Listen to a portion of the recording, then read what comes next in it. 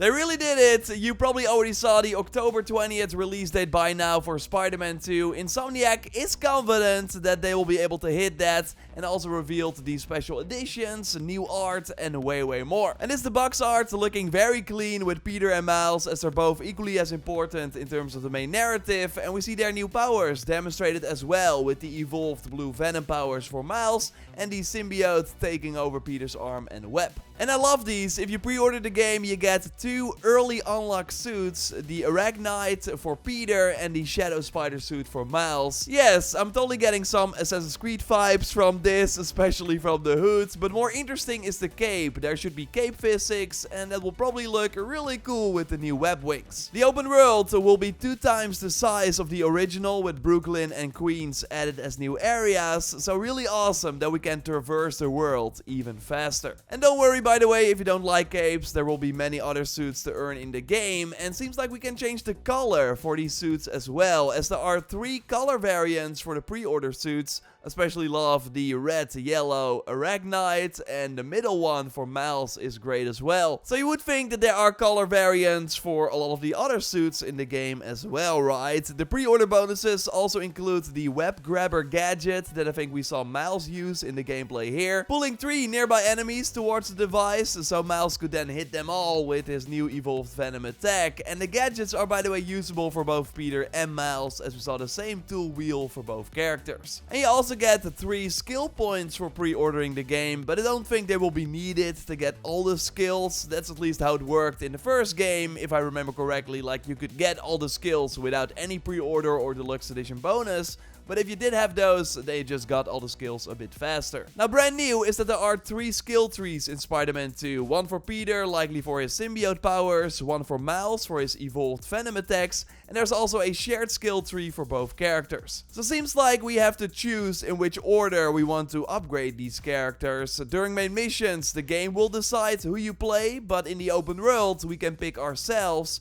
Although Insomniac did note in the new blog post that both Spider-Man have stories and missions in the world exclusive to each of them. So even if you like one character over the other, there will be a good reason to play as both of them, and I really think that this will benefit the variety of the gameplay a lot. Now let's look at the digital deluxe edition. So the regular game is $70 or €80, and the deluxe edition is $10 or €10 more, so $80 or €90. Yes, we already see the edition here. I'm, by the way, giving away a copy of the digital deluxe edition. You can enter via the link in the pinned comment, and be sure you like the video and are a subscriber in order to participate in this giveaway, and I will announce the winner close to launch. So yeah, the big thing are the 10 unique suits for Peter, the first row, and Miles, the second row. These are all completely new and actually designed by comic book artists like Chris Anka, Sweeney Boo. Some are concept artists at Disney like Julia Blabman, or at Marvel Studios like Anthony Francisco. But also Joel Mendish, who was a senior concept artist on Days Gone, made one of the suits, and other developers like Ralph Grassetti, who you might know from his work on God of War. He posts a ton of awesome art on social media as well, and he actually recently got a job at Netflix to work on a new IP. I've been a huge fan of his work, so I reached out on Twitter to hopefully find out which one he made. I will let you know in the pinned comment if he responds. So far I've only seen Chris announce that he designed the encoded suit for Miles. My favorites right now are the apocalyptic suits.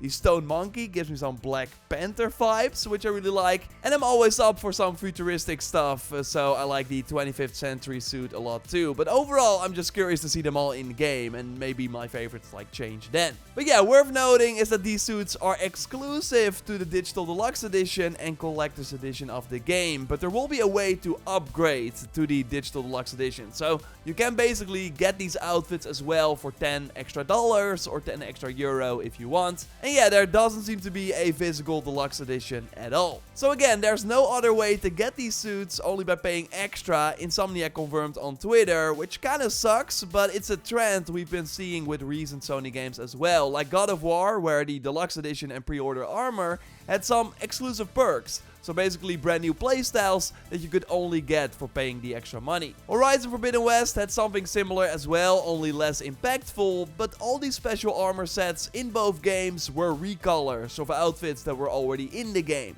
That's not the case in Spider-Man 2. You can only rock the look of these suits if you pay extra. Now James from Insomniac argues that it's the same thing as with the first game, as the 9 City That Never Sleeps suits were also locked behind the City That Never Sleeps paywall. Which on one hand sure is true, but these suits were just a nice extra for playing actual new content. Like the City That Never Sleeps DLC was part of the digital deluxe edition for Spider-Man PS4, so for $10 extra you got a ton of new content, which was really a big steal. But now for Spider-Man 2, they only give the suits without any new missions. Super Donut asks if I think there will still be a season pass, even though the editions don't mention it or include it. And to be honest, I still think it's possible. Like, they know all too well that they could just sell the DLC separately, no need to put it in an edition, and people will still buy it. Horizon Forbidden West did this as well with the Burning Shores DLC, even though the DLC was already planned way before release. I think the City That Never Sleeps was successful, so I can totally see them do more. The Digital Deluxe Edition, by the way, does include 2 extra skill points, so you can get 5 in total if you pre-order the game as well. And there are also additional photo mode items, seems like some stickers and frames. Horizon did this too, they gave an exclusive pose and face paint for in the photo mode. I think it's just weird to lock these things behind a paywall. Either way, that brings us to the Collector's Edition that includes all the Deluxe Edition items, but we especially see a big price jump here. The Spider-Man PS4 Collector's Edition was $150 or €160, and that included the statue with the DLC, a steelbook and a mini art book, while the Spider-Man 2 Collector's Edition is $230 or €250 and includes less, although personally I think that statue makes up for it. Damn. Like, I know it's going to sell out anyways, and I'm buying it 100% for sure. Like, it's 19-inch, which actually quite huge. I will touch on how and when you can pre-order, as it's a bit different this time. But first, I want to look at the steelbook that is also included, even though the physical disc is not in this edition. Really amazing art of both Peter and Miles fighting Venom. Like, I think this is probably early on in the game, as you would think that Peter gets his symbiote powers rather early on. And Brian Intihar, creative director on the game, by the way, confirmed at Summer Game Fest that Eddie Brock is not Venom, and how they want to tell an original story is something that we haven't seen in the comics or movies. But it should also still include the things that we love about Venom as a character. And the previous games were already kind of teasing that things would be different, with the symbiote being connected to Harry Osborn. So I would not be surprised if he turns out to be the main host. With the symbiote, when taking over Peter, seemingly wanting revenge on Connors as the Lizard, who was of course also in the lab with Harry and the symbiote.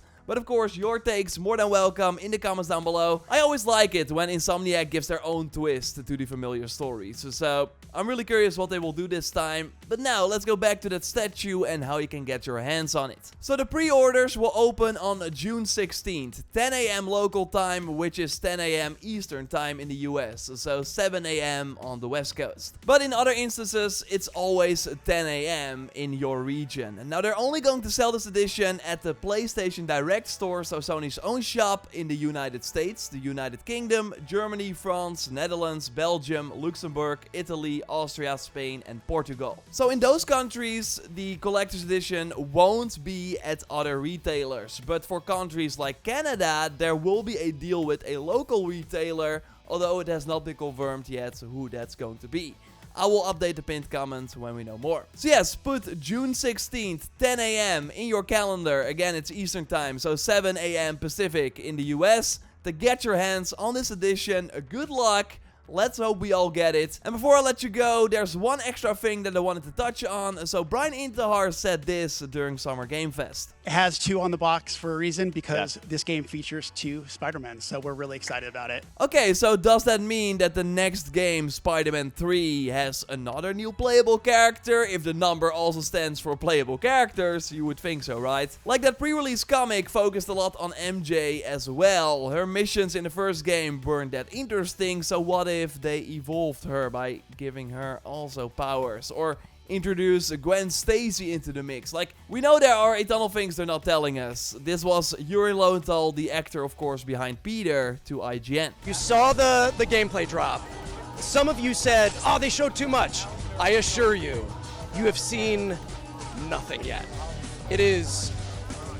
We've just scratched the surface. It is just the thwip of the Spider-Berg. So yeah, I can't wait to see more. Of course, subscribe to not miss anything regarding Spider-Man 2. I will let you know if I was successful getting the collector's edition on Twitter and in the next video. Again, giveaway for the digital deluxe edition in the pinned comment. A like would really help me out. And check out our gameplay breakdown of the first gameplay trailer by clicking on the screen. I will speak to you soon. Goodbye.